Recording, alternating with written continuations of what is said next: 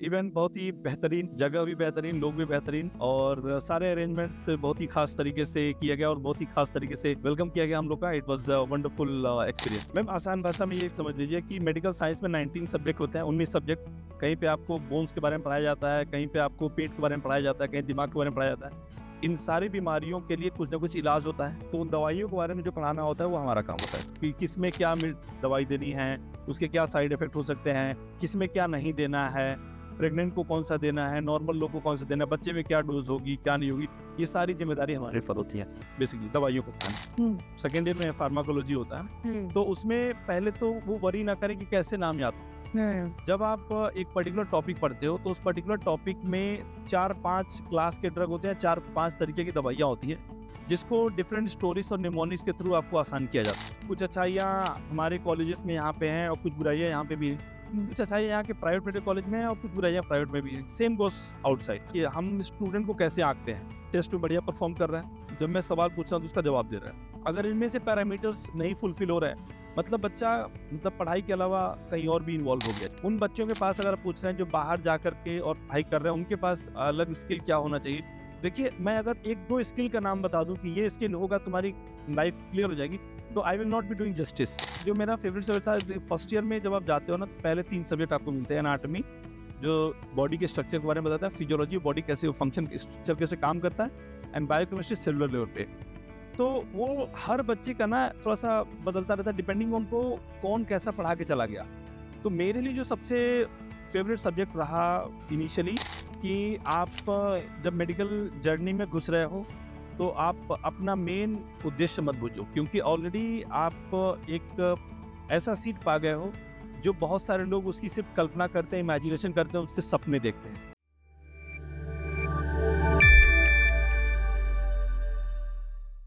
Hi hello नमस्कार, मैं हूँ आपके साथ आयुषी और आज मैं मौजूद हूँ एक गेस्ट के साथ, बहुत खास guest actually, doctor Shiraz Ahmed sir. First of all welcome. Thank you very much sir. आज आप इवेंट में हैं नॉर्दर्न वेस्टर्न एजुकेशन सर्विस के। सबसे पहले तो शुरुआत यहीं से करते हैं कि आपको ये इवेंट कैसा लगा। इवेंट बहुत ही बेहतरीन, जगह भी बेहतरीन, लोग भी बेहतरीन और सारे अरेंजमेंट्स बहुत ही खास तरीके से किया गया और बहुत ही खास तरीके से वेलकम किया गया हम लोग का। It was a wonderful experience. अगर मैं आपको 1 to 10 में रेट करने को बोलूँ, ma'am 10 always. 10 to 10 success rate है। वाओ सर, शुरुआत करते हैं आपसे। International faculty in pharmacology sir, for a layman जिसको नहीं पता है कि ये क्या होता है, आप उसे कैसे एक्सप्लेन करेंगे आसान भाषा में? मैम आसान भाषा में ये समझ लीजिए कि मेडिकल साइंस में 19 सब्जेक्ट होते हैं, 19 सब्जेक्ट।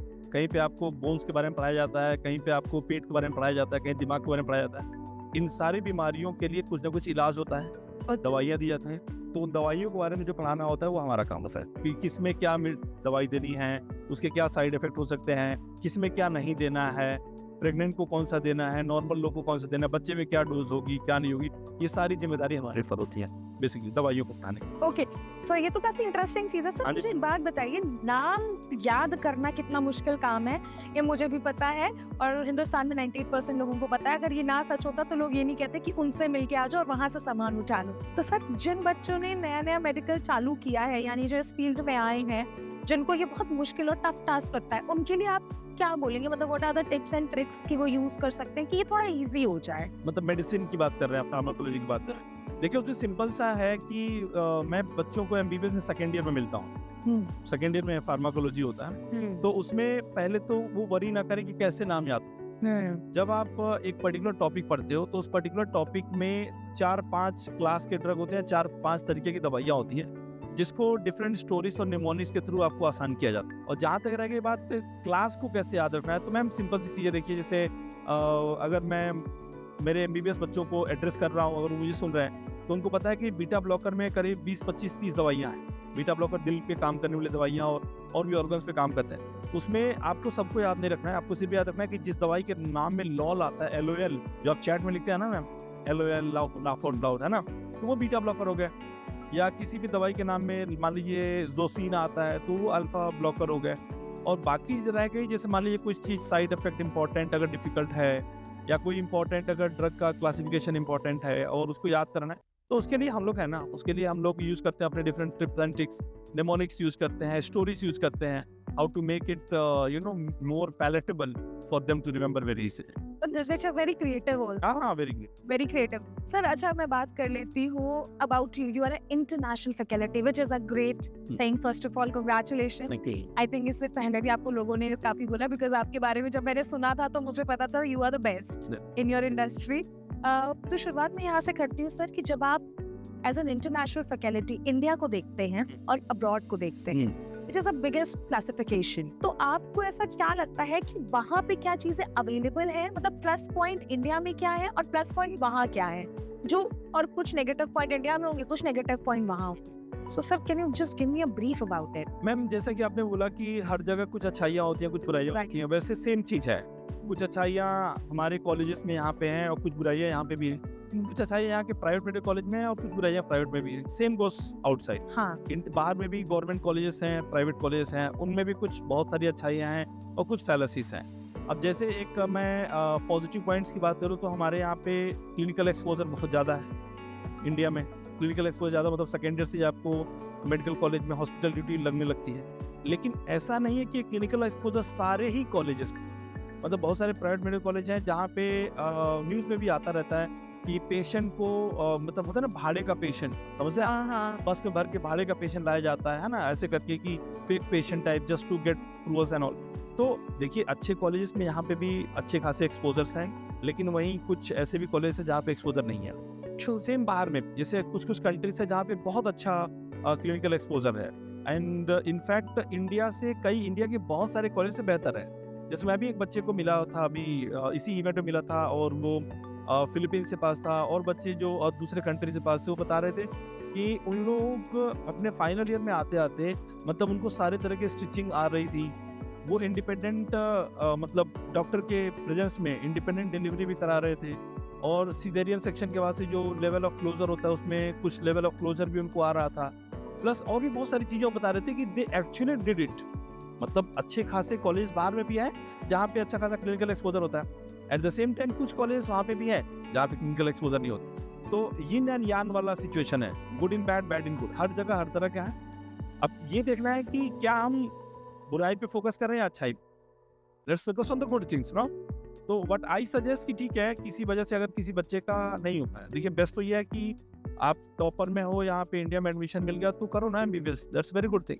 बट समहाउ नहीं हो पाया बिकॉज इतनी बड़ी कंट्री में, we are the most populous country of the entire world, we are very hard working, I think, है ना. तो इस मामले में हम लोग सबसे ज़्यादा पॉपुलस.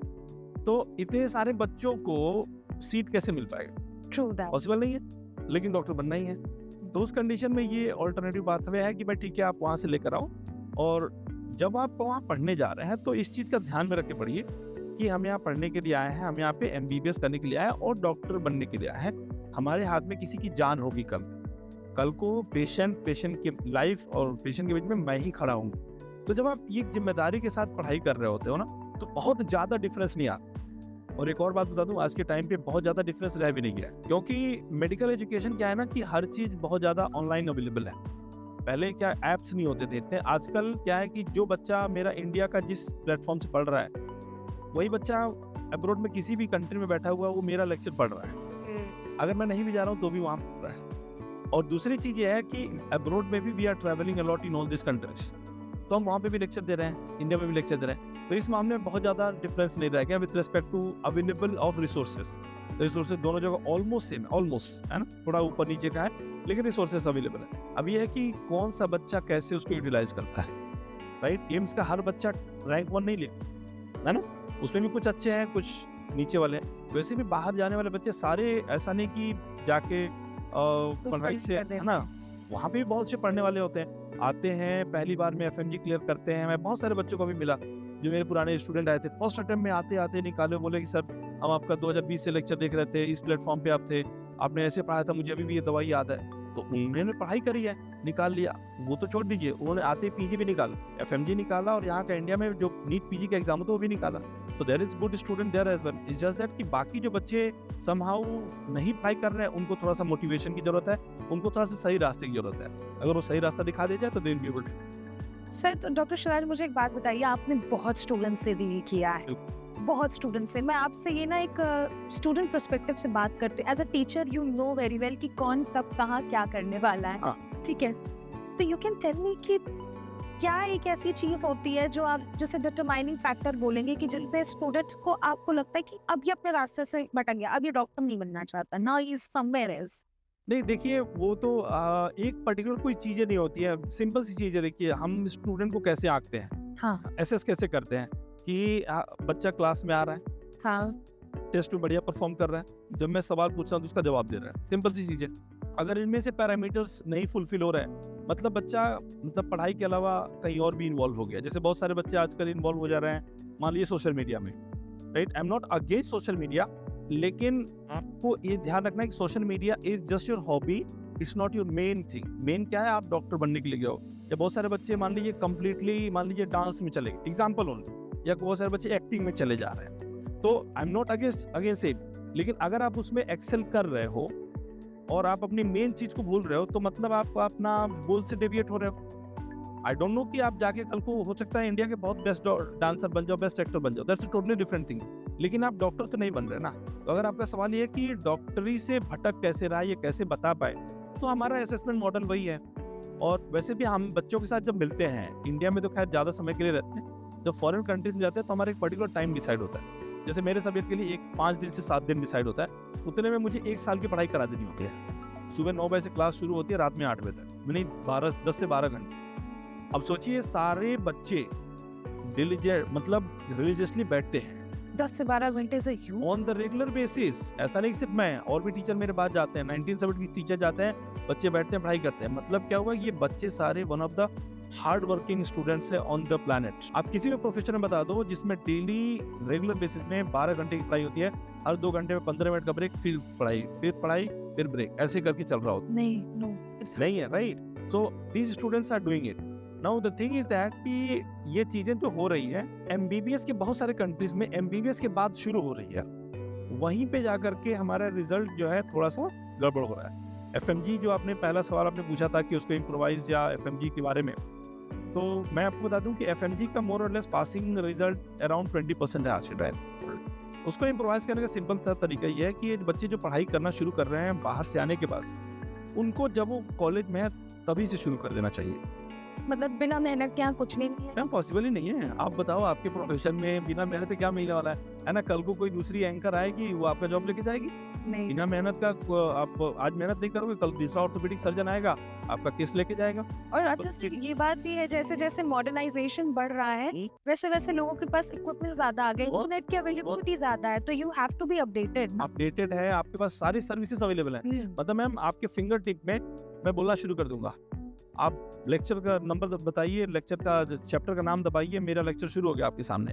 तो ये लेक्चर जो बच्चा एक दिल्ली में बैठा हुआ, मान लीजिए किसी मेडिकल कॉलेज में जिस सोर्स से पढ़ रहा है, वही बच्चा किसी फॉरेन कंट्री में बैठा हुआ उसी सोर्स से पढ़ रहा है। तो इस मॉडर्नाइजेशन को अगर हम सही तरीके से यूज करें तो believe me it is going to excel their career beyond anything. अच्छा सर, एक बहुत इंपॉर्टेंट क्वेश्चन जो मुझे आपकी बात से लगा, पढ़ाई लिखाई is important of course, but as a doctor आपके पास कुछ और भी चीजें, मतलब एक स्टूडेंट जो अभी अभी अब्रॉड शिफ्ट हुआ है अगर, तो उसके पास और भी कुछ सेटअप स्किल्स होनी चाहिए जो उसे डेवलप करनी ही पड़ेंगी फॉर सर्वाइवलिंग। ठीक है, आपके हिसाब से वो कौन सी इंपॉर्टेंट कुछ है? Can you give me something on? उन बच्चों के पास अगर पूछ रहे हैं जो बाहर जाकर के और पढ़ाई कर रहे हैं, उनके पास अलग स्किल क्या होना चाहिए? देखिए, मैं अगर 1-2 स्किल का नाम बता दूं कि ये स्किल होगा तुम्हारी लाइफ क्लियर हो जाएगी, तो I will not be doing justice. तो सिंपल सी है कि हर बच्चे का अपना हॉबी हो। फॉर एग्जाम्पल किसी का डांसिंग हो सकता है, किसी का आर्ट ड्राइंग हो सकता है, किसी का कुछ भी हो सकता है, किसी का चेस हो सकता है। तो जो भी आपका हॉबी है उसमें थोड़ा सा आप अपने आप को थोड़ा जगा कर रखो। वो क्या करेगा ना, आपको हमेशा रिजुविनेट करके रखेगा। जैसे आपने फर्स्ट एड हो गया पढ़ते पढ़ते कि यार इतनी दवाइयाँ कैसे पढ़ूंगा, ये एनाटॉमी कैसे पढ़ूंगा, तो आप अपने हॉबी की तरफ थोड़ा सा मुड़िए, उससे आप रिजुविनेट होगे, because you will feel good, you will feel confident, you will feel कि हाँ भाई ठीक है, थोड़ा सा मुझे वेव ऑफ करने का, यहाँ से वेन ऑफ करने का मुझे मौका मिले। तो हर बच्चे का, हर एक लोग का अपना एक हॉबी होता है, उसको खुद पहचाने वो और उसमें थोड़ा काम करते रहे। ओके सर, ये तो मैंने आपसे स्टूडेंट्स के बारे में बात कर ली, एक बार मैं आपके बारे में आपसे बात करती हूँ। जब मैं किसी भी मेडिकल स्टूडेंट से बात करती हूँ, फॉर इंस्टेंस किसी भी स्टूडेंट से बात करती हूँ किसी भी फील्ड में, उसके अलग अलग जवाब होते हैं कि ये वाला आसान सब्जेक्ट था, ये मुश्किल सब्जेक्ट था। जब आप अपने स्टूडेंट लाइफ में थे, आपको ऐसा कौन सा सब्जेक्ट था जो बहुत टफ लगता था, और एक सब्जेक्ट था जो आपको लगता था कि हाँ इसमें तुम, जहाँ तक मुझे लग रहा है फार्माकोलॉजी होगा जो आपको बेस्ट लगता होगा, शायद इसीलिए आप इसमें आगे बढ़े। देखिए मेरा फार्मा में पीजी है, इसलिए मैं फार्मा पढ़ाता हूँ। पोस्ट ग्रेजुएशन मेरा फार्मा से है। आप पूछना चाह रहे हैं बेसिकली कौन सा आपका फेवरेट सब्जेक्ट था, कौन सा आपका नहीं? हाँ, बेसिकली जो मेरा फेवरेट सब्जेक्ट था, फर्स्ट ईयर में जब आप जाते हो ना, तो पहले 3 सब्जेक्ट आपको मिलते हैं। एनाटॉमी जो बॉडी के स्ट्रक्चर के बारे में बताता है, फिजियोलॉजी बॉडी कैसे फंक्शन स्ट्रक्चर कैसे काम करता है, एंड बायोकेमिस्ट्री सेलुलर लेवल पे। तो वो हर बच्चे का ना थोड़ा सा बदलता रहता है डिपेंडिंग ऑन को कौन कैसा पढ़ा के चला गया। तो मेरे लिए जो सबसे फेवरेट सब्जेक्ट रहा इनिशियली वो था बायोकेमिस्ट्री, और बाद में जब मैं मेडिसिन में आया तो बिकम मेडिसिन, है ना। ये मेरा मतलब फेवरेट सब्जेक्ट था, और मैं इसमें एक्सेल भी किया था, और मेरा मतलब मार्क्स भी ठीक ठाक थे, डिस्टिंक्शन मार्क्स था मेरा। जो सब्जेक्ट मुझे थोड़ी सी कम पसंद थी, अगेन वही रीजन होगा कि हो सकता है आपको किसी ने उतने अच्छे से नहीं पढ़ाया होगा। तो मुझे थोड़ा सा माइक्रोबायोलॉजी है ना, एक ऐसा सब्जेक्ट था जिसमें माइक्रोब्स के बारे में पढ़ना होता था, और उनके नाम और उन सब के लेकर के थोड़ा सा कम पसंद था।